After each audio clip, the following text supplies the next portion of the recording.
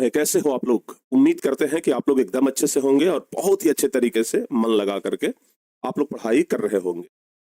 तो प्यारे बच्चों, हम लोग सिविक्स का दूसरा नंबर चैप्टर पढ़ रहे थे और ये चैप्टर थोड़ा-सा बड़ा है, तो इसलिए क्लास का संख्या हो सकता है कि थोड़ा ज़्यादा हो जाए।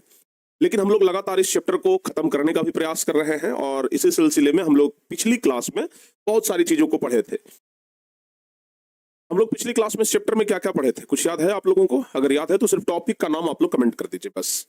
अगर आप टॉपिक का नाम सिर्फ कमेंट कर देंगे तो कम से कम हमें ये समझ में आएगा कि चलिए आप लोग रिवीजन तो कुछ ना कुछ कर रहे हैं। अगर रिवीजन कर रहे हैं तभी टॉपिक का नाम याद है। तो आप लोग जल्दी-जल्दी से ना टॉपिक का नाम बस हमें बता दीजिए कि पिछली क्लास में हम आप लोगों को कौन-कौन सा टॉपिक कंप्लीट करवाए थे। देखो बाबू, पिछली क्लास में सबसे पहले तो हम आपको सत्ता के साझेदारी बताए थे ही। सत्ता में साझेदारी के बाद हम आपको राजनीतिक दल के बारे में बताए थे। अगर आपको याद हो तो हम लोग राजनीतिक दल के बारे में बात किए थे कि राजनीतिक दल क्या होता है। और जब राजनीतिक दल के बारे में बात किए थे तो उसके बाद हम आपको गठबंधन की राजनीति पढ़ाए थे कि किस तरीके से दो या दो से अधिक दल आपस में मिल करके सरकार बनाते हैं। तो हम आपको ना गठबंधन की राजनीति के बारे में बताए थे। ठीक है, कमेंट नहीं चल रहा है।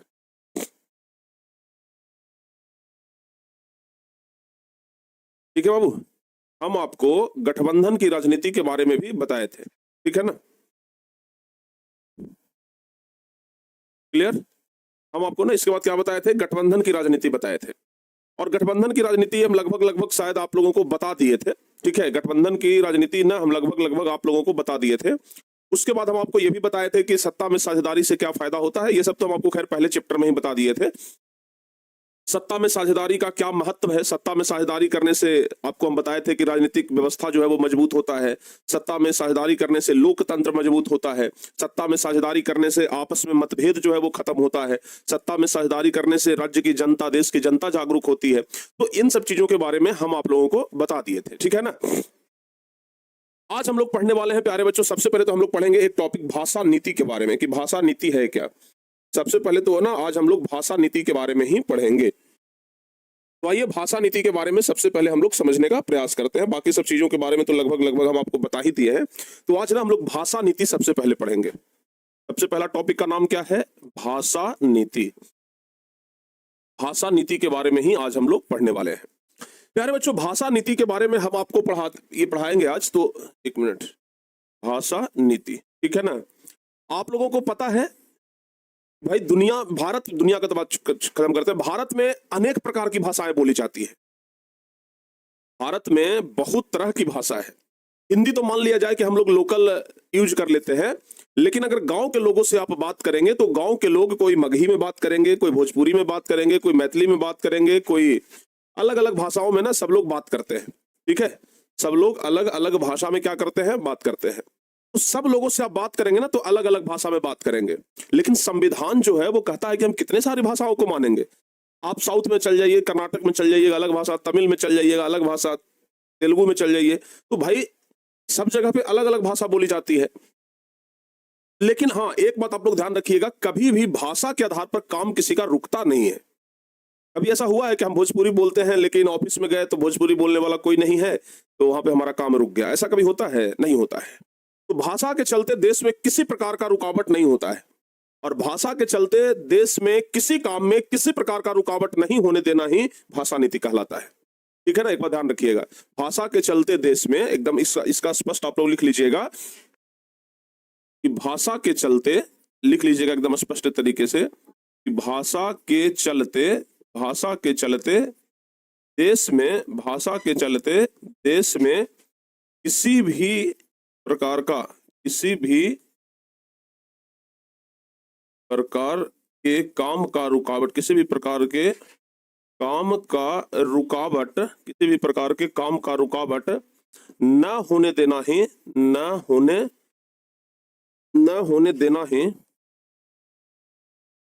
भाषा नीति कहलाता है। क्या कहलाता है बाबू? भाषा नीति कहलाता है।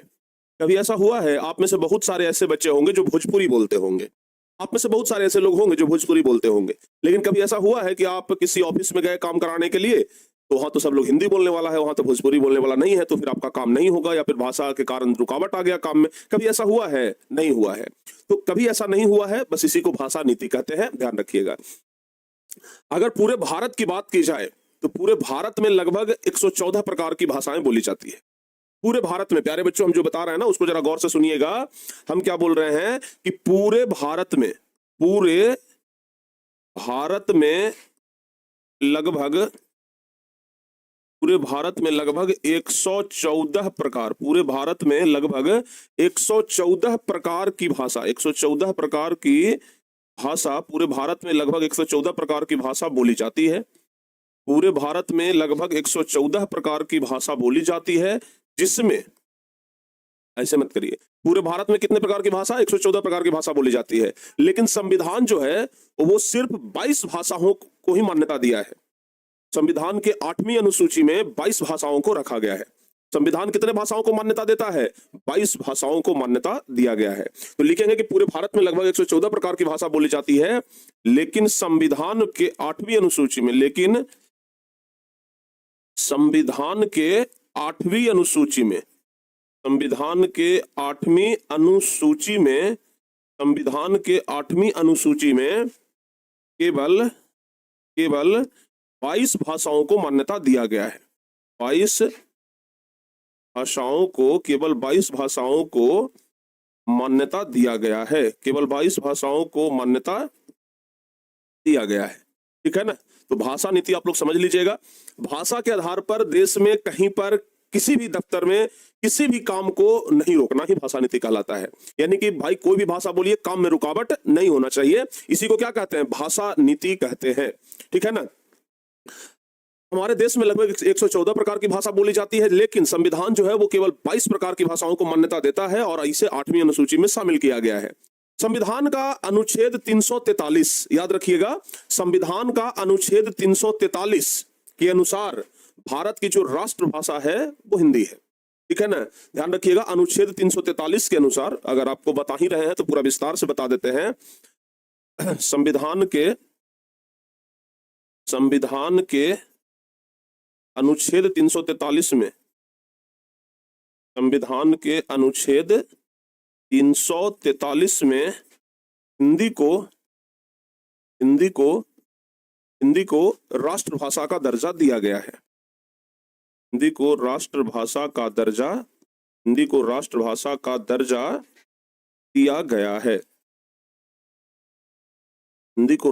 का दर्जा दिया गया है, यानी कि हिंदी को ना राष्ट्रभाषा का दर्जा दिया गया है। ध्यान रखिएगा। ठीक है? हाँ, अच्छा, एक चीज और आप लोग ध्यान रखिएगा, भारत के अधिकांश लोग ये अंग्रेजी नहीं बोलते हैं। क्या भारत के अधिकांश लोग क्या अंग्रेजी बोलते हैं? बताओ तो बाबू जल्दी से। क्या भारत के अधिकांश लोग अंग्रेजी बोलते हैं? तो संविधान कहता है कि अंग्रेजी में कोई काम नहीं होना चाहिए, संविधान के अनुसार अंग्रेजी की मनाही है। लेकिन उसके बाद भी देखते हैं कि भारत में बहुत सारे काम ऐसे हैं जो कि अंग्रेजी में होता है। भारत में बहुत सारे काम ऐसे हैं, सरकारी काम ही ऐसे हैं जो कि अंग्रेजी में होता है। ध्यान रखिएगा।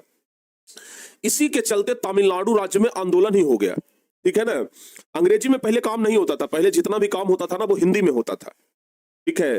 भारत में पहले जितना भी सरकारी कामकाज होता था वो सब हिंदी में होता था, लेकिन तमिलनाडु में इसी को लेकर के एक बार विवाद हुआ था कि भाई हम लोग हिंदी अगर नहीं जानते हैं तो फिर कैसे काम होगा। तमिलनाडु के लोग शायद हो सकता है हिंदी न जाने हो, तो तमिलनाडु के लोग हिंदी नहीं जानते थे। इस बात को लेकर के विवाद हुआ कि भाई हिंदी नहीं जानते हैं तो फिर काम कैसे होगा। और इस बात को लेकर के जब विवाद हुआ तो उसी समय से सरकारी कामकाज हिंदी और अंग्रेजी दोनों में कर दिया गया कि भाई हिंदी में भी काम होगा और अंग्रेजी में भी काम होगा। ध्यान रखिएगा। तो इसलिए कहा जाता है कि भाई व्यक्ति को हर एक तरह की भाषा सीखनी चाहिए, कम से कम एक अपना भाषा तो मातृभाषा तो बोलते ही हैं, कम से कम अंग्रेजी भाषा भी जरूर सीख लेनी चाहिए, और इसलिए अंग्रेजी पे जोर दिया जाता है। तो प्यारे बच्चे, ऑब्जेक्टिव क्वेश्चन में अगर सवाल पूछा जाएगा तो आप लोग बता दीजिएगा ना। चलिए आप लोग बताइए जल्दी जल्दी से कमेंट में, भारत में कितनी भाषाओं को संवैधानिक रूप से मान्यता दिया गया है? जल्दी से सारे बच्चे जवाब बताइए।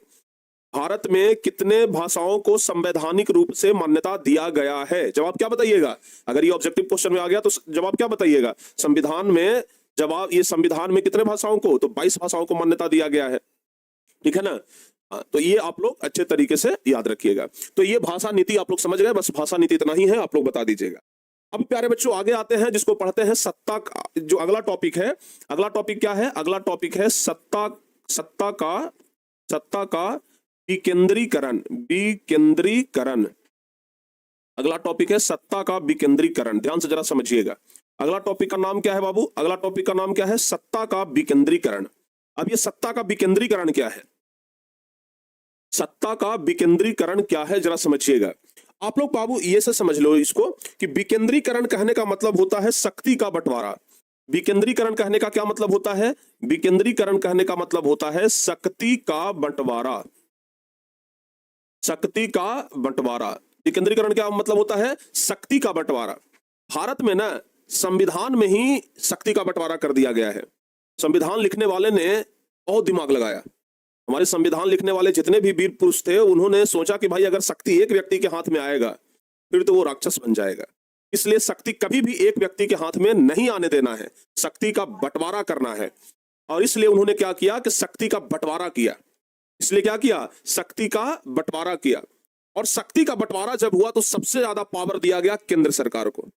सबसे ज्यादा पावर किसको दिया गया? केंद्र सरकार को सबसे ज्यादा पावर मिला। उसके बाद फिर राज्य सरकार को पावर मिला और फिर उसके बाद स्थानीय सरकार को पावर मिला। ठीक है ना, ध्यान रखिएगा। तो जब केंद्र सरकार और राज्य सरकार अपनी शक्तियों का बंटवारा, शक्तियों का विभाजन स्थानीय सरकार को प्रदान करता है तो उसे ही सत्ता का विकेंद्रीकरण कहते हैं। ठीक है ना बाबू, आप हमें यह बताओ, सत्ता का विकेंद्रीकरण करना बहुत जरूरी था, स्थानीय सरकार को पावर देना बहुत जरूरी था। अच्छा ये बताओ, आपके घर में अगर, आपके गांव में अगर छोटा मोटा कोई प्रॉब्लम है तो आप मुखिया के पास जाओगे कि प्रधानमंत्री के पास जाओगे? बताओ जल्दी से। अगर आपके गांव में नाली नहीं बना है, आपके गांव में अगर गली नहीं बना है, आपके गांव में पानी का टंकी नहीं है, आपके गांव में बिजली का व्यवस्था नहीं है, तो आप प्रधानमंत्री के पास जाओगे कि अपने सरपंच के पास जाओगे, अपने मुखिया के पास जाओगे, अपने विधायक के पास जाओगे? बताओ बाबू, जाहिर सी बात है कि आप लोग अपने स्थानीय सरकार के पास जाओगे। स्थानीय सरकार जो कि आपके नजदीक में है, विधायक हो गया, मुखिया सरपंच हो गया, ये सब के पास जाओगे ना। तो स्थानीय सरकार का गठन ही इसलिए किया गया था ताकि हर एक व्यक्ति के समस्या का निपटारा हो सके। प्रधानमंत्री चाह करके कितने लोगों से मिल पाएंगे? देश में 140 करोड़ की आबादी है, अगर प्रधानमंत्री मिलना भी चाहे, सब लोगों का समस्या भी सुनना चाहे, उनका पूरा जीवन गुजर जाएगा समस्या सुनते सुनते। होगा कि नहीं होगा? तो इसलिए शक्ति का बंटवारा कर दिया गया। क्या कर दिया गया? शक्ति का बंटवारा कर दिया गया। शक्ति जो पावर था ना वो बांट दिया गया। पावर क्या किया गया? बांट दिया गया। केंद्र सरकार और राज्य सरकार दोनों मिलकर के पावर जो है वो थोड़ा स्थानीय सरकार को दिया और कहा कि भाई जाइए जनता से डायरेक्ट मिलिए, जनता का समस्या हमारे पास लेकर के आइए। अब हम अपनी समस्या को लेकर के स्थानीय सरकार के पास जाते हैं और स्थानीय सरकार अब अपनी समस्या को है ना जो मुख्यमंत्री प्रधानमंत्री तक पहुंचाती है। ठीक है ना, ध्यान रखिएगा। ऐसे आप समझ लीजिए, जैसे देखो बाबू, सबसे ऊपर एक सबसे इधर में हो गया केंद्र सरकार, सबसे इधर में क्या हो गया? केंद्र सरकार हो गया, जो कि सबसे ज्यादा पावर में बैठा हुआ है दिल्ली में। केंद्र सरकार के बाद क्या हो गया? राज्य सरकार। राज्य सरकार ये भी पावर में है भाई, हर एक राज्य की राजधानी में बैठा हुआ है। तो आप हमें ये बताओ, अच्छा हम लोग यहाँ पे हैं आम जनता, ठीक है ना, आम जनता यहाँ पे है, ठीक है, और आम जनता यहां पर है। अब डायरेक्ट आम जनता अपनी समस्या लेकर के केंद्र सरकार या डायरेक्ट अपनी समस्या लेकर के राज्य सरकार के पास तो नहीं जाएगा। तो ये दोनों ने मिल करके क्या किया कि कहा कि भाई अपना एक स्थानीय सरकार का गठन करते हैं। क्या करते हैं? स्थानीय सरकार, स्थानीय सरकार का गठन करते हैं जो डायरेक्ट जनता से रूबरू होगा। तो इसलिए क्या हुआ बाबू कि स्थानीय सरकार का गठन हुआ। अब आम जनता जो है वो अपनी समस्या किसके पास लेकर के जाता है? स्थानीय सरकार के पास लेकर के जाता है, और स्थानीय सरकार जो है वो आम जनता की समस्या को सुनती है और स्थानीय सरकार जाती है किसके पास? राज्य सरकार के पास, और राज्य सरकार जो है वो किसके पास? केंद्र सरकार के पास। तो इस तरीके से शक्ति का बंटवारा जो है वो हुआ है, ठीक है ना, ताकि आम जनता की समस्याओं को खत्म किया जा सके। ठीक है, ताकि आम जनता की समस्याओं को क्या किया जा सके? खत्म किया जा सके। तो प्यारे बच्चों ध्यान रखना, सत्ता का विकेंद्रीकरण कहने का मतलब होता है शक्ति का बंटवारा। तो जब केंद्र सरकार और राज्य सरकार, ऐसे लिखिएगा, जब केंद्र सरकार और राज्य सरकार अपनी शक्तियों को स्थानीय सरकार को प्रदान कर देता है, ऐसे लिखेंगे, जब केंद्र सरकार और राज्य सरकार, जब केंद्र सरकार और राज्य सरकार, जब केंद्र सरकार और राज्य सरकार अपनी शक्तियों को, जब केंद्र सरकार और राज्य सरकार अपनी शक्तियों को स्थानीय सरकार को, जब अपनी शक्तियों को स्थानीय सरकार को प्रदान करती है, स्थानीय सरकार को प्रदान करती है,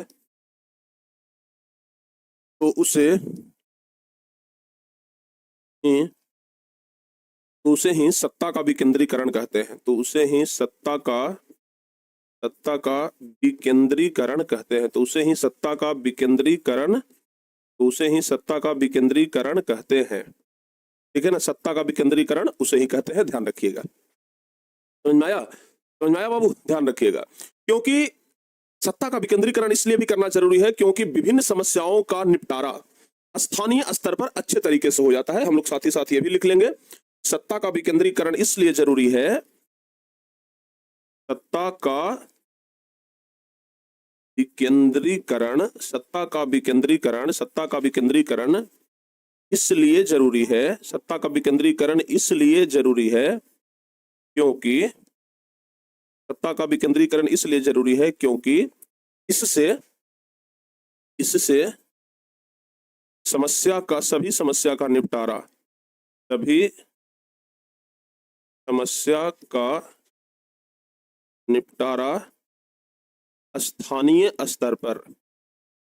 स्थानीय स्तर पर अच्छे से हो जाता है।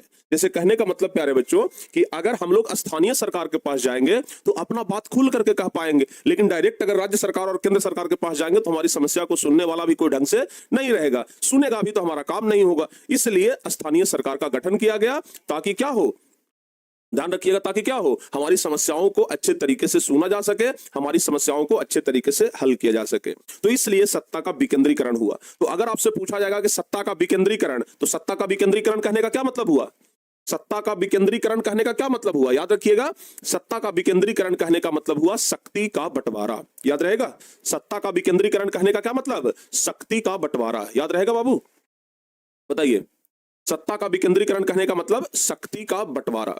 और चूंकि शक्ति का बंटवारा हमारे यहां हुआ है, इसलिए हम कहते हैं कि हमारा देश एक संघ है, संघवाद। ठीक है ना, तो संघवाद अब हम लोगों का अगला टॉपिक है बाबू, जरा ध्यान से समझने का प्रयास करिएगा। अब हमारा अगला टॉपिक क्या है, संघवाद। अगला टॉपिक क्या है हमारा, संघवाद। ठीक है ना, अगला टॉपिक है संघवाद। संघवाद कहने का ही मतलब हुआ वैसा देश जहां शक्ति का बंटवारा हुआ हो, शक्ति का विभाजन। ध्यान रखिएगा। तो संघवाद अब हम लोग अगला टॉपिक पढ़ने वाले हैं। भारत क्या है, राज्यों का एक संघ है। भारत क्या है, राज्यों का एक संघ है, ध्यान रखिएगा। ठीक है ना,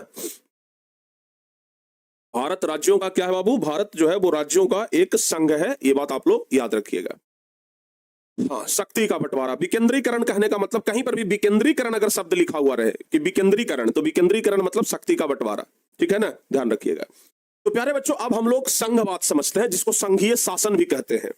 अब संघवाद क्या है, संघवाद जैसा कि हम आपको बता रहे हैं कि शक्ति का बंटवारा, और शक्ति का बंटवारा केंद्र सरकार, राज्य सरकार और स्थानीय सरकार के बीच में होता है। स्थानीय सरकार को क्षेत्रीय सरकार भी कहा जाता है, यह बात भी ध्यान रखिएगा।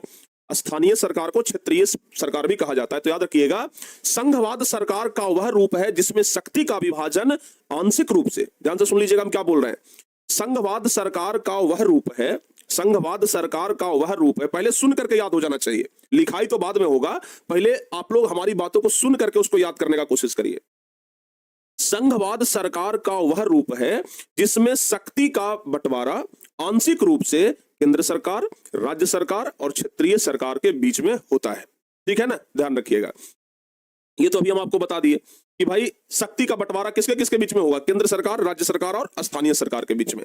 तो भाई केंद्र सरकार को सबसे ज्यादा पावर दिया गया, राज्य सरकार को सबसे कम, ये राज्य सरकार को उससे कम और सबसे कम पावर दिया गया है क्षेत्रीय सरकार को। लेकिन जनता से डायरेक्ट मिलते हैं ना कौन, क्षेत्रीय सरकार ही जनता से डायरेक्ट मिलते हैं, ये बात आप लोग ध्यान रखिएगा। तो प्यारे बच्चों, यहां पर समझिएगा कि जो शक्ति का बंटवारा हुआ, क्या हुआ, शक्ति का जो बंटवारा हुआ, शक्ति का बंटवारा जो हुआ, शक्ति का बंटवारा हुआ, तो कैसे हुआ प्यारे बच्चों शक्ति का बंटवारा। तो सबसे पहले ऊपर में आता है केंद्र सरकार, सबसे पहले ऊपर में कौन सरकार आता है, केंद्र सरकार आता है, और उसके बाद क्या आता है, राज्य सरकार, उसके बाद क्या होता है बाबू, राज्य सरकार, और सबसे नीचे क्या होता है, सबसे नीचे क्या होता है, क्षेत्रीय सरकार, क्षेत्रीय सरकार। अब आप लोग यहां पर ना गौर से जरा सुनने का प्रयास करिएगा। केंद्र सरकार जो है, केंद्र सरकार कहने का मतलब हम लोग समझेंगे प्रधानमंत्री, केंद्र सरकार समझने का मतलब क्या है, प्रधानमंत्री, और राज्य सरकार कहने का क्या मतलब हुआ, मुख्यमंत्री। प्यारे बच्चों, चाहे प्रधानमंत्री हो चाहे मुख्यमंत्री हो, इनका चुनाव तो होता है जनता के माध्यम से ही, चुनाव तो जनता ही करती है ना। जब प्रधानमंत्री का चुनाव होता है तो हम लोग सांसद को वोट करते हैं, जिसको हम लोग मेंबर ऑफ पार्लियामेंट एमपी कहते हैं। जब प्रधानमंत्री का चुनाव होता है तो उस समय हम लोग किसको वोट करते हैं? डायरेक्ट मोदी जी को वोट किए थे। हम लोगों के तरफ अगर चुनाव होता है तो क्या डायरेक्ट हम लोग मोदी जी को वोट किए थे? नहीं, मोदी जी को डायरेक्ट हम लोग, ठीक है ना, डायरेक्ट हम लोग मोदी जी को वोट नहीं किए थे। डायरेक्ट हम लोग मोदी जी को वोट नहीं किए थे, हम लोग अपने किसी सांसद को वोट दिए थे और सांसद सब मिलकर के प्रधानमंत्री का चुनाव किए। उसी प्रकार से अभी देख लीजिए कुछ महीनों के बाद ही मुख्यमंत्री का चुनाव होने वाला है, तो हम लोग डायरेक्ट मुख्यमंत्री का ये चुनाव नहीं करेंगे, हम लोग क्या करते हैं, विधायक का चुनाव करेंगे। हम लोग किसको वोट देंगे? हम लोग अपने अपने विधायक, अपने अपने क्षेत्र से जो विधायक खड़ा होगा विधायक को वोट देंगे। विधायक को बोलते हैं एमएलए। एमएलए का फुल फॉर्म होता है मेंबर ऑफ लेजिस्लेटिव असेंबली, जिनको विधानसभा का सदस्य कहा जाता है। तो प्यारे बच्चों ध्यान से सुनिएगा, इनको जो सांसद होगा इनको क्या कहा जाता है? इनको कहा जाता है लोकसभा का सदस्य। इनको क्या कहते हैं? लोकसभा का सदस्य कहते हैं। से क्या कहते हैं? लोकसभा का सदस्य। और विधायक को क्या कहते हैं? विधायक को कहते हैं विधानसभा का सदस्य। विधानसभा का सदस्य, ठीक है ना, ध्यान रखिएगा। तो बाबू हम लोग जो है ना वो डायरेक्ट मुख्यमंत्री या प्रधानमंत्री का चुनाव नहीं करते हैं, हम लोग विधायक और एमपी का चुनाव करते हैं और ये सब विधायक और एमपी मिलकर के मुख्यमंत्री और प्रधानमंत्री का चुनाव करते हैं। तो प्रधानमंत्री को कहेंगे केंद्र सरकार, जिनको कि सबसे ज्यादा पावर दिया गया है संविधान में, और मुख्यमंत्री को कहेंगे राज्य सरकार, जिनको प्रधानमंत्री से नीचे यानी कि दूसरे नंबर पर पावर है, और नीचे तो क्षेत्रीय सरकार है। क्षेत्रीय सरकार में बाकी सभी सरकार आ जाते हैं, मुखिया, सरपंच, वार्ड सदस्य, नगर निगम के जो मेयर होते हैं, ये सब आ गए स्थानीय सरकार में, ठीक है ना। तो प्यारे बच्चों संघीय शासन व्यवस्था यही है, इसको ना आप लोग अच्छे तरीके से ध्यान रखिएगा। जैसे क्वेश्चन भी आता है कभी कभी कि संघवाद या संघीय शासन क्या है, ये क्वेश्चन भी आपसे कभी कभी पूछ दिया जाएगा कि संघवाद या संघीय शासन क्या है। तो याद रखिएगा कि संघवाद सरकार का वह रूप है, लिखेंगे, संघवाद सरकार का वह रूप है जिसमें शक्ति का विभाजन आंशिक रूप से केंद्र सरकार और राज्य सरकार तथा क्षेत्रीय सरकारों के बीच में होता है। शक्ति का विभाजन किसके किसके बीच में? केंद्र सरकार, राज्य सरकार और क्षेत्रीय सरकार के बीच में शक्ति का विभाजन होता है। संघवाद जो है वो संवैधानिक तौर पर शक्ति को साझा करता है, यानी कि शक्ति को सबके बीच में बांटता है, क्योंकि इससे स्वशासन तथा साझा शासन की व्यवस्था होती है। भारत जो है एक प्रकार का संघवाद है। अच्छा बताओ बाबू, भारत में शक्ति का बंटवारा है कि नहीं है? है, तो भारत भी एक संघवाद है, भारत में भी संघीय शासन है। जहां भी शक्ति का बंटवारा रहेगा कहेंगे कि वह देश संघवाद का उदाहरण है, वहां संघीय शासन व्यवस्था है। भारत में भी शक्ति का बंटवारा है। अच्छा, संघीय शासन व्यवस्था की कुछ और भी विशेषताएं हैं। संघीय शासन व्यवस्था की कुछ और विशेषताएं हैं जिसके बारे में अभी हम आपको बताएंगे। याद रखिएगा, संघीय शासन व्यवस्था की कुछ और विशेषताएं हैं। प्यारे बच्चों संघीय शासन व्यवस्था की क्या विशेषताएं हो सकती है? ध्यान रखिएगा, सबसे पहला विशेषता तो हम आपको यह बता दिए कि केंद्र और राज्य के बीच में शक्ति का बंटवारा होता है। अगर किसी देश, जैसे भारत एक संघीय शासन व्यवस्था वाला देश है, तो यहां शक्ति का बंटवारा होना चाहिए। देखेंगे शक्ति का बंटवारा है, तो भाई शक्ति का बंटवारा है, यहां पर शक्ति का बंटवारा यहां पर है, तो केंद्र और राज्य सरकार के बीच में यहां शक्ति का बंटवारा है। तो अगर है तो कहेंगे कि यहां संघवाद है, यानी कि भारत में संघीय शासन व्यवस्था है। अच्छा, दूसरा है कि केंद्र को राज्य से अधिक शक्ति निहित है। संघवाद की एक विशेषता यह भी है कि केंद्र को राज्यों से अधिक शक्ति है। जो केंद्र सरकार है उसको ज्यादा पावर है, किससे? राज्य सरकार से। तो भारत में भी है, तो भारत में यह है प्यारे बच्चों, ध्यान रखिएगा कि केंद्र को राज्य से अधिक शक्ति निहित है। तीसरा, सर्वोच्च न्यायालय की सर्वोच्चता होती है। आप लोगों को पता है कि भारत में सबसे मेन जो न्यायालय है वो कौन है? सुप्रीम कोर्ट, सबसे ऊंचा वाला न्यायालय सुप्रीम कोर्ट, ठीक है ना। तो जो भी संघीय शासन वाला देश होता है, जहां भी संघवाद है वहां सुप्रीम कोर्ट होता है, यानी कि एक सर्वोच्च न्यायालय होता है। ध्यान से सुनिएगा, जहां पर भी संघवाद है वहां एक सुप्रीम कोर्ट होगा, यानी कि सर्वोच्च न्यायालय होता है। भारत में भी सर्वोच्च न्यायालय है। चलिए, संविधान की सर्वोच्चता होती है। जहां भी संघीय शासन होगा, जहां भी संघवाद होगा वहां संविधान रहता है और संविधान के अनुसार ही देश चलाया जाता है। भारत में भी संविधान है और भारत में भी क्या होता है? भारत में भी संविधान को मान्यता दिया जाता है और संविधान के स्तर पर ही सब काम होता है। अच्छा, अगला, अलग अलग स्तरों पर एक ही नागरिक समूह पर शासन किया जाता है। अब यहां पर समझने का बात है कि अलग अलग स्तर पर एक ही नागरिक समूह पर शासन कैसे होता है। बाबू आप समझो कि हम लोग तो एक हैं, हम पर राज्य सरकार भी शासन कर रही है और हम पर केंद्र सरकार भी शासन कर रही है। ऐसा कभी हुआ है कि केंद्र सरकार अलग जनता पर शासन कर रही है और राज्य सरकार अलग जनता पर शासन कर रही है? ऐसा नहीं होता है। जनता एक ही है, उस पर केंद्र सरकार भी शासन कर रही है और राज्य सरकार भी शासन कर रही है। जैसे हम लोग, हम अपना ही बात करते हैं, आप लोग अपना बात करिए। आप पर नीतीश कुमार भी शासन कर रहा है और आप पर मोदी जी भी शासन कर रहे हैं। तो भाई आप तो एक को हुए, आप पर अलग अलग सरकार आकर के शासन कर रहा है, ठीक है ना। मोदी जी भी कर रहे हैं एक तरफ से शासन, एक तरफ से नीतीश, नीतीश कुमार भी शासन कर रहे हैं। यानी कि जनता तो एक ही है और एक ही तरह के जनता पर अलग अलग तरीके के शासन किया जा रहा है, एक ही नागरिक समूह पर अलग अलग स्तर पर शासन किया जा रहा है, ठीक है ना। तो संघवाद का ये सब विशेषता है, ये सब ना संघवाद का विशेषता है। परीक्षा में आता है कि संघवाद की विशेषता लिखिए या संघीय शासन प्रणाली की विशेषता लिखिए। तो अगर संघवाद का विशेषता लिखने के लिए आ जाए तो लिख दीजिएगा कि केंद्र और राज्य के बीच में शक्ति का बंटवारा होता है, केंद्र को राज्य से अधिक शक्ति प्रदान है, सर्वोच्च न्यायालय की सर्वोच्चता होती है, संविधान की सर्वोच्चता होती है और अलग अलग स्तरों पर एक ही नागरिक समूह पर क्या किया जाता है, शासन किया जाता है। तो ध्यान रखिएगा। अब यहीं से एक सवाल बनता है कि भारत संघवाद का उदाहरण है कैसे। प्यारे बच्चों, भारत संघवाद का उदाहरण कैसे है? तो लिख देंगे नहीं कि भारत में भी केंद्र और राज्य के बीच में शक्ति का बंटवारा है, केंद्र को राज्य से अधिक शक्ति, ये सब कुछ तो भारत में है ही है। जब ये सब कुछ भारत में है तो भारत संघवाद का उदाहरण नहीं हो सकता है। तो भारत एक संघवाद का उदाहरण है। क्वेश्चन आएगा कि भारत संघवाद का उदाहरण है कैसे, भारत संघवाद का उदाहरण है कैसे? तो लिखेंगे कि भारत संघवाद का उदाहरण है क्योंकि भारत में राज्यों और केंद्रों के बीच में शक्ति का बंटवारा है। भारत में भी राज्य और केंद्र के बीच में शक्ति का बंटवारा हुआ है और केंद्र को शक्ति अधिक प्रदान किया गया है। भारत में भी सर्वोच्च न्यायालय की सर्वोच्चता है, भारत में भी सर्वोच्च न्यायालय को अधिक पावर दिया गया है। भारत में संविधान की सर्वोच्चता है और भारत में एकल नागरिकता है, यानी अलग अलग स्तर पर एक ही नागरिक समूह पर शासन किया जाता है। हम तो एक ही है ना, एक ही नागरिक हैं और हम पर राज्य सरकार और केंद्र सरकार दोनों शासन कर रही है। इसी को बोलते हैं एकल नागरिकता। तो भारत में एकल नागरिकता है जिसमें कि केंद्र सरकार और राज्य सरकार दोनों अपना अलग अलग शासन चला रही है। तो बाबू भारत संघवाद का उदाहरण है क्योंकि भारत में शक्ति का बंटवारा है, भारत में केंद्र को अधिक शक्ति दिया गया है, भारत में संविधान की सर्वोच्चता है, भारत में सर्वोच्च न्यायालय है और भारत में एकल नागरिकता है, यानी कि एक ही नागरिक पर अलग अलग स्तर पर शासन किया जाता है। तो बाबू कुल मिलाकर के हम कह सकते हैं कि भारत भी क्या है, संघवाद का एक उदाहरण है। क्लियर? आज मौसम लगता है बहुत गड़बड़ किया है, ठीक है ना। समझ में आ गया बाबू? जल्दी से बताइए यस और नो। सारे बच्चों को यहां तक समझ में आ गया, क्लियर हो गया? तो भारत में क्या है ना, आप जैसे ना इस तरीके से समझिएगा, आप ना जैसे इस तरीके से समझिएगा कि हम लोग तो यहां पर एक ही है, ठीक है, हम लोग तो यहां पर नागरिक एक है। ये हो गया बाबू जनता, ठीक है ना। अब इसी जनता पर कौन, इसी जनता पर केंद्र सरकार भी शासन कर रहा है, केंद्र सरकार भी शासन कर रहा है और इसी जनता पर इधर से आ जाइए तो मुख्यमंत्री बोले तो राज्य सरकार भी शासन कर रहा है, राज्य सरकार भी शासन कर रहा है। मतलब जनता एक के है, इस पर केंद्र सरकार भी शासन कर रहा है, राज्य सरकार भी शासन कर रहा है। तो इस प्रकार की शासन व्यवस्था को ही प्यारे बच्चे हम लोग क्या बोलते हैं, ध्यान रखिएगा। जैसे ऐसे मतलब नागरिक एक है ना, तो इसको हम लोग बोलेंगे एकल नागरिकता, एकल नागरिकता। अच्छा, अब आप लोग एक चीज सोचो कि भाई पावर कुछ केंद्र सरकार में बंट गया है और कुछ पावर राज्य सरकार में बंट गया है, लेकिन अगर सिर्फ और सिर्फ केंद्र को ज्यादा शक्ति दिया जाए तो फिर उसको क्या कहेंगे? जैसे आप इंग्लैंड में चले जाइए, इंग्लैंड में चले जाइए, यूनाइटेड किंगडम में चले जाइए, ठीक है ना, हालांकि यूनाइटेड किंगडम तो उसी को बोला जाता है। तो प्यारे बच्चों आप एक चीज देखेंगे कि वहां पर ना जो भी पावर है सब केंद्र के पास पावर है, वहां कोई राज्य सरकार नहीं है। तो अगर सिर्फ पूरा पावर केंद्र सरकार को ही दे दिया जाए, अगर पूरा पावर केंद्र सरकार को ही दे दिया जाए, सारी शक्ति अगर केंद्र सरकार के पास है, तो अगर उसमें राज्य का कोई अस्तित्व भी नहीं है, अगर पूरा का पूरा पावर केंद्र सरकार के पास है तो उसको हम लोग बोलेंगे एकात्मक शासन व्यवस्था। क्या बोलेंगे? एकात्मक शासन व्यवस्था। एक बात ना आप लोग अच्छे तरीके से ध्यान रखिएगा। तो एकात्मक शासन व्यवस्था क्या है? आपसे परीक्षा में सवाल आएगा कि एकात्मक शासन व्यवस्था क्या है, तो ध्यान रखिएगा। एकात्मक शासन व्यवस्था उस शासन व्यवस्था को कहते हैं जिसमें सारा शक्ति केंद्र सरकार के पास होता है, राज्य का कोई अस्तित्व नहीं होता है।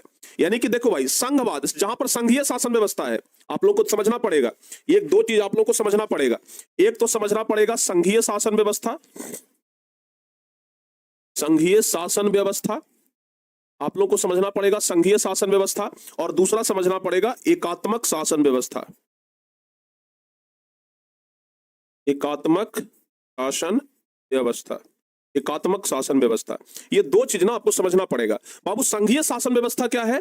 जहां शक्ति केंद्र और राज्य दोनों के पास रहे। ऐसे लिखेंगे कि जहां शक्ति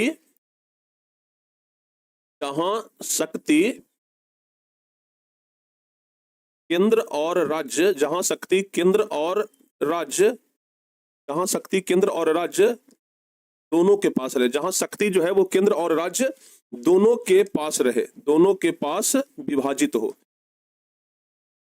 शक्ति अगर केंद्र और राज्य के पास, शक्ति अगर केंद्र और राज्य दोनों के पास विभाजित है, शक्ति अगर केंद्र और राज्य दोनों के पास विभाजित है तो उसको संघीय शासन व्यवस्था कहेंगे। क्या कहेंगे? संघीय शासन व्यवस्था कहेंगे। लेकिन जहां शक्ति सिर्फ केंद्र सरकार के पास हो, केंद्र सरकार के पास हो, समझ में आ गया कि नहीं आ गया? तो संघीय शासन व्यवस्था और एकात्मक शासन व्यवस्था में अंतर समझ में आया?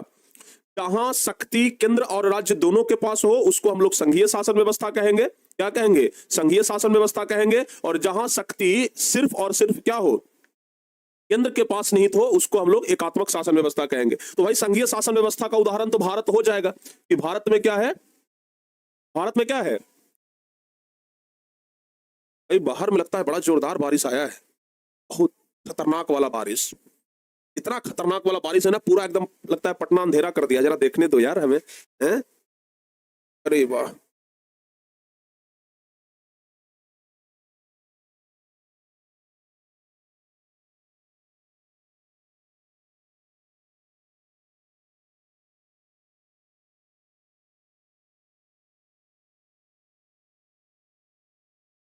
भाई एकदम खतरनाक वाला बारिश हो रहा है, जिसको कहते हैं ना सबसे खतरनाक बारिश। वही पूरा पटना अंधेरा हो गया है, एकदम पानी बरस रहा है। ठीक है, ये बहुत अच्छा है किसान भाइयों के लिए।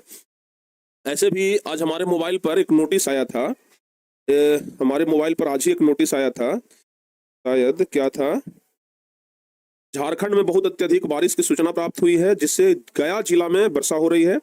और कह रहा है कि झारखंड में हुए अति बारिश के कारण 10 से 12 घंटे के अंदर गया जिले के सभी नदियों में बाढ़ जैसी स्थिति उत्पन्न होने की संभावना है। बाप रे बाप, ठीक है ना? ठीक है बाबू, तो यहां पर संघीय शासन व्यवस्था और एकात्मक शासन व्यवस्था में अंतर आपको समझ में आया है? बताइए जल्दी से। अच्छा अच्छा, एकात्मक शासन व्यवस्था का उदाहरण, जैसे संघीय शासन व्यवस्था का उदाहरण तो अपना भारत हो गया, भारत में संघीय शासन व्यवस्था है। लेकिन प्यारे बच्चों, अगर पूछा जाए कि एकात्मक शासन व्यवस्था कौन से देश में है, तो आप लिख दीजिएगा ग्रेट ब्रिटेन। क्या लिखिएगा? Great Britain, UK. Great Britain हो गया, जिसको कि यूनाइटेड किंगडम भी बोलते हैं, या इसी को प्यारे बच्चों इंग्लैंड बोलते हैं। तीनों एक ही है, ऐसा मत समझिएगा कि तीनों अलग अलग है, तीनों एक ही है। ठीक है ना, ध्यान रखिएगा। सॉरी, हम कुछ उल्टा बोल दिए। ग्रेट ब्रिटेन, अच्छा ग्रेट ब्रिटेन जो है ना, ग्रेट ब्रिटेन ये दो तीन राज्यों को, दो तीन देशों को मिलाकर के बनता है, इंग्लैंड, स्कॉटलैंड और वेल्स। जैसे ना आप लोग यहाँ पे देखिए, इसमें इस चित्र में ना आप लोग जरा गौर से समझने का प्रयास करिए, आपको सब समझ में आ जाएगा। देखो बाबू, इस चित्र को ना आप थोड़ा सा ना गौर से समझने का प्रयास करिए, आपको क्लियर समझ में आ जाएगा। ग्रेट ब्रिटेन जो है ना, वो स्कॉटलैंड, इंग्लैंड और वेल्स, ये तीनों को मिलाकर के क्या बनता है? ग्रेट ब्रिटेन बनता है। अगर कहीं पर किताब में लिखा हुआ है ग्रेट ब्रिटेन, तो समझ लीजिए कि इंग्लैंड, स्कॉटलैंड और वेल्स, ये तीनों को मिलाकर के क्या बना है? ग्रेटलैंड बना है। ठीक है ना? और ग्रेट ब्रिटेन और आयरलैंड, क्या बोल रहे हैं? ग्रेट ब्रिटेन और आयरलैंड, ये दोनों को अगर मिला दिया जाए तो बनता है यूनाइटेड किंगडम। क्या बनता है? यूनाइटेड किंगडम, जिसको हम लोग यूके बोलते हैं। ठीक है, जिसको क्या बोलते हैं? यूके। तो ग्रेट ब्रिटेन कहने का मतलब इंग्लैंड, स्कॉटलैंड और वेल्स तीनों हो गया। क्या हो गया ग्रेट ब्रिटेन कहने का मतलब? ग्रेट ब्रिटेन कहने का मतलब हो गया इंग्लैंड, स्कॉटलैंड, इंग्लैंड हो गया, स्कॉटलैंड हो गया और वेल्स हो गया। ये तीनों मिलाकर के ग्रेट ब्रिटेन बनता है। मतलब हम आपको यह समझाने का प्रयास कर रहे हैं कि जहां पर, ध्यान से सुनिएगा, जहां पर पूरा पावर जो है वो केंद्र के पास रहे उसको हम लोग कहते हैं एकात्मक शासन प्रणाली, और जहां पर शक्ति का विभाजन केंद्र और राज्य दोनों के बीच में हो जाए उसको हम लोग बोलते हैं संघात्मक शासन प्रणाली। तो संघात्मक और एकात्मक, इसको संघात्मक भी बोल सकते हैं। ठीक है ना, संघात्मक। तो बाबू इसको हम लोग संघात्मक भी बोलेंगे और इसको एकात्मक भी बोलेंगे। तो संघात्मक शासन प्रणाली और एकात्मक शासन प्रणाली, ये दोनों चीज बच्चों को क्लियर हो गया? एक बार जल्दी से बताइए, क्या यहां तक सारे बच्चों का डाउट क्लियर है? क्लियर है बाबू? हाँ, सारे बच्चों का क्लियर है ना? चलिए, तो अब थोड़ा सा भारत का इतिहास हम आपको बता दें कि भारत जो है वो शुरुआत में 563 छोटे छोटे राजवंशियों में बटा हुआ था। यानी कि भारत में आजादी से पहले 563 राजा जो है वो राज्य कर रहे थे अलग अलग जगह पर। और हमारे देश के महान व्यक्ति सरदार वल्लभ भाई पटेल, ठीक है ना, और बीपी मेनन, ठीक है ना, सरदार वल्लभ भाई पटेल। और सरदार वल्लभ भाई पटेल को ऐसे ही लौह पुरुष नहीं कहा जाता। हमारे भारत को अगर 28 राज्यों में जोड़ने का अगर किसी ने काम किया तो वो सरदार वल्लभ भाई पटेल ने ही किया। ठीक है ना। तो सरदार वल्लभ भाई पटेल और बीपी मेनन ने क्या किया, उस 563 राजाओं से बातचीत करके भारत का एक संघ बनाया। जिसने नहीं माना उसको जबरदस्ती मनवाया, मार के पीट के ऑपरेशन करके, चाहे जैसे हो जाए, ठीक है ना, ध्यान रखिएगा। तो एक बात आप लोग ध्यान रखिएगा कि हमारे देश में कितने राजवंशी थे, कितने राजा थे, 563 राजा जो थे ना वो शासन कर रहे थे, जिसमें जम्मू कश्मीर के राजा थे राजा हरि सिंह जी, ठीक है ना, और जूनागढ़, ये सब जगह पे जनमत संग्रह हुआ। लोगों से पूछा गया कि भाई तुम राजा वाला शासन चाहते हो कि लोकतंत्र वाला शासन चाहते हो। जब संविधान का गठन हुआ तो कोई भी अपना राजा अपना राज्य छोड़ना चाहेगा, सबको लगेगा कि भाई हम राजा हैं, तो लोकतंत्र में आने के लिए कोई नहीं सोच रहा था। लेकिन जब जनता से पूछा गया तो जनता कहा कि नहीं, हमको लोकतंत्र में ही जाना है, और इसलिए फिर राज गद्दी को हटाया गया कि भाई राजा का शासन अब नहीं रहेगा, अब लोकतंत्र रहेगा, और इसलिए लोकतंत्र जो है वो बनाया गया। वर्तमान में भारत में 28 राज्य हैं, 8 केंद्र शासित प्रदेश भी है। लेकिन भाषा के आधार पर बनने वाला जो सबसे पहला राज्य था, ध्यान से सुनिएगा, 1950 ईस्वी में हमारा संविधान गठन हुआ। 1950 में संविधान बना, लेकिन उस समय भारत एकीकृत नहीं था, भारत 28 राज्यों में बटा हुआ नहीं था। उस समय 563 राजा जो है वो शासन कर रहे थे। तो सरदार वल्लभ भाई पटेल ये सब मिल करके सभी राजाओं से बातचीत करके भारत को एक साथ जोड़ने का प्रयास किए, जिसमें भाषा के आधार पर सबसे पहला राज्य 1953 ईस्वी में आंध्र प्रदेश बना, ठीक है ना। ये बात आप लोग ध्यान रखिएगा, हम क्या बता रहे हैं, भाषा के आधार पर ध्यान रखिएगा बाबू, भाषा के आधार पर 1953 में पहला राज्य कौन सा बना है, आंध्र प्रदेश बना है, ध्यान रखिएगा। हम आपको बताया ना कि पहले 563 राजवंशियों का यहाँ पे शासन हुआ करता था, ये बात आप लोग ध्यान रखिएगा, ठीक है ना। और 1956 में फजल अली आयोग का स्थापना हुआ। परीक्षा में पूछता है कि फजल अली आयोग का स्थापना कब हुआ था। लोकतंत्र को मूर्खों का शासन कहा जाता है।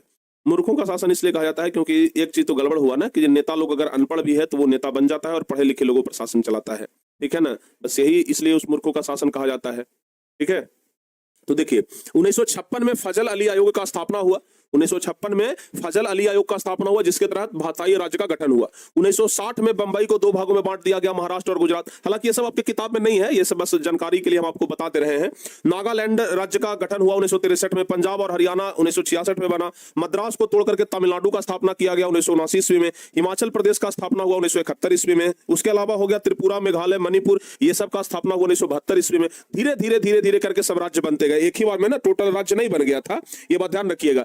मैसूर का स्थापना हुआ 1973 ईस्वी में। सिक्किम बना 1975 में। अरुणाचल प्रदेश, मिजोरम, गोवा ये सब बना 1987 में। और 25वां राज्य गोवा बना 1961 में। पुर्तगाल को ऑपरेशन विजय के तहत गोवा से बाहर किया गया। जब बोले ना कि जब कोई जबरदस्ती ये बात से कोई नहीं मानता था तो वहां पर सेना का प्रयोग करके, बल का प्रयोग करके, जिस उसी को कहते हैं ऑपरेशन। जब लड़ाई झगड़ा करके कोई चीज जीता जाए ना तो उसको ऑपरेशन कहते हैं। जैसे कैसे अभी मोदी जी करवाए थे ऑपरेशन सिंदूर, तो भाई वहां पर क्या हुआ, ऑपरेशन कहने का मतलब क्या, लड़ाई करना, एक दूसरे देश से क्या करना, लड़ाई करना, तो उसी को कहा जाता है ऑपरेशन, ठीक है ना, ध्यान रखिएगा। फिर छत्तीसगढ़, उत्तराखंड, झारखंड 28वां राज्य बना, जहां पर की ध्यान रखिएगा 2000 में ये राज्य बना, 2000 ईस्वी में ये राज्य बना, छत्तीसगढ़, उत्तराखंड, झारखंड। उसके बाद बिहार से झारखंड अलग हो गया 2000 ईस्वी में। 15 नवंबर 2000 ईस्वी को ये क्वेश्चन पूछता है कि बिहार से झारखंड कब अलग हुआ, तो याद रखिएगा 15 नवंबर 2000 ईस्वी को बिहार से झारखंड अलग हुआ, ठीक है ना। 15 नवंबर 2000 ईस्वी को बिहार से झारखंड अलग हुआ, ध्यान रखिएगा। और 29वां राज्य 2 जून 2014 को आंध्र प्रदेश से अलग होकर के कौन बना, तेलंगाना। आंध्र प्रदेश से अलग कौन हुआ, तेलंगाना, ध्यान रखिएगा। आंध्र प्रदेश से अलग कौन हुआ, तेलंगाना। ये बात आप लोगों को ध्यान देना है। यहां तक सारे बच्चों को समझ में आ गया, बताओ बाबू। चलिए, तो ये इतना आज हम आप लोगों को बता दिए संघ के बारे में। आज क्या बताया हम आप लोगों को, संघ के बारे में बताया कि संघवाद क्या है। अब अगली क्लास में हम आप लोगों को बताएंगे कि किस तरीके से कानून बनाने का अधिकार किसके पास है, ठीक है ना। जब संविधान का निर्माण हुआ था तो भाई शक्ति का बंटवारा हुआ केंद्र सरकार और राज्य सरकार के बीच में। अब बात यह उठा था कि भाई केंद्र सरकार कौन काम करेगा और राज्य सरकार कौन काम करेगा। तो केंद्र सरकार और राज्य सरकार का जो काम है वो बांट दिया गया कि केंद्र सरकार का काम अलग रहेगा और राज्य सरकार का काम अलग रहेगा। एक दूसरे के काम में हस्तक्षेप लोग नहीं डालेगा, इसलिए कामों का बंटवारा कर दिया गया कि भाई अगर ये चीज है तो इस चीज पे कानून केंद्र सरकार बनाएगा, ये चीज है तो ये चीज पे कानून राज्य सरकार बनाएगा, कुछ ऐसा चीज भी है जिस पर दोनों मिलकर कानून बनाएगा। तो इस तरीके से करके ना अलग अलग क्षेत्रों को बांट दिया गया, जिसके बारे में हम लोग अगली क्लास में पढ़ेंगे, ठीक है ना। तो अगली क्लास में आप लोग ये चीज पढ़ने के लिए तैयार रहिएगा। मिलते हैं प्यारे बच्चों अगली क्लास में। आप लोग ऐसे ही बस धीरे धीरे पढ़ा रहे हैं इसलिए क्योंकि सिविक्स का ये बड़ा चैप्टर है और इंपॉर्टेंट चैप्टर है। हम चाहें तो एक क्लास में, 2 क्लास में करके इस चैप्टर को खत्म कर दें, लेकिन ये बड़ा चैप्टर है, इंपॉर्टेंट चैप्टर है, इसलिए थोड़ा आराम आराम से हम लोग चल रहे हैं ताकि इस चैप्टर को आप अच्छे तरीके से और बहुत बेहतरीन तरीके से समझ सके। तो प्यारे बच्चों, बस अच्छे तरीके से समझते हुए आप लोग आगे बढ़ते रहिए, ठीक है ना। बाकी फिर हम लोग अगली क्लास में मिलते हैं, तब तक आप लोग ऐसे ही एकदम बिंदास होकर के पढ़ाई करते रहिए, ठीक है। हाँ हाँ, 29वां राज्य है भाई। अच्छा, ये 28वां राज्य, पहले का ये है ना लिखा हुआ, इसलिए हो गया है। 28वां राज्य बना था, ध्यान रखिएगा, तेलंगाना। 29 राज्य तो नहीं ना है, 28 राज्य है बाबू, ध्यान रखिएगा। 28वां राज्य कौन बना? तेलंगाना बना था, जो कि आंध्र प्रदेश से अलग हुआ था, ध्यान रखिएगा, ठीक है। चलिए, मिलता है प्यारे बच्चों अब आप लोगों से हम नेक्स्ट क्लास में, तब तक के लिए जय हिंद।